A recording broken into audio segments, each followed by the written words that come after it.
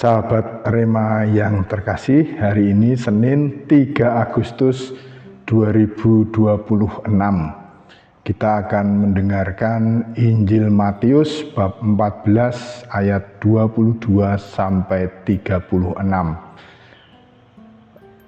Renungan Rema kita hari ini mengambil tema Yesus hadir meski di tengah badai.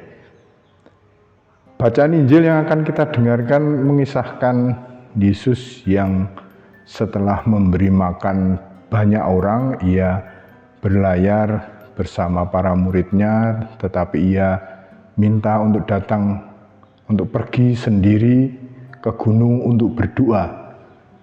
Dan ketika para murid itu di tengah danau, di atas perahu, dan Yesus berdoa sendiri di atas gunung, tiba-tiba angin sakal itu datang, badai datang sehingga perahu mereka terombang-ambing dan mereka, para murid itu merasa ketakutan.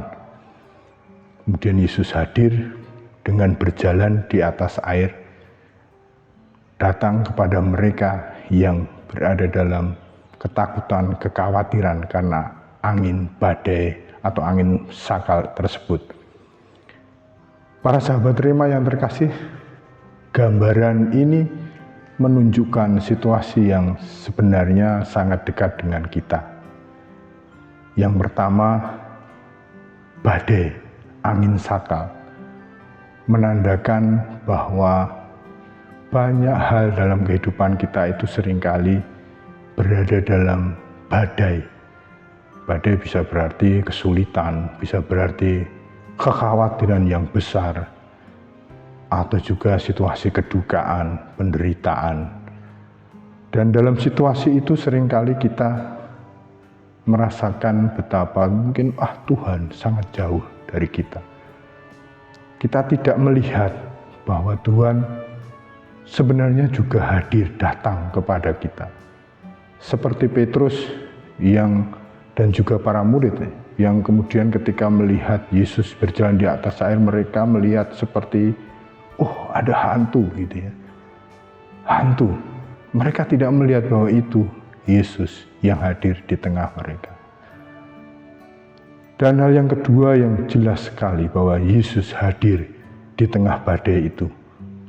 Ia bisa dikatakan menaiki badai itu untuk datang kepada para murid. Ia berjalan di atas air, menggunakan badai itu untuk menunjukkan betapa ia berkuasa dan mau hadir di tengah orang-orang yang dalam kesulitan, dalam kedukaan, dalam kekhawatiran.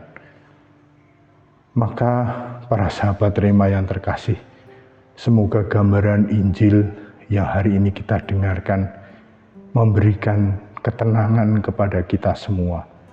Meski kita berada di dalam badai, dalam kehidupan kita, Yesus akan tetap hadir. Ia akan menaiki badai untuk datang kepada kita. Ia akan memberi kelegaan, ketenangan. Kita dengarkan apa yang dikatakan Yesus dengan tenang. Tenanglah, aku ini, jangan takut.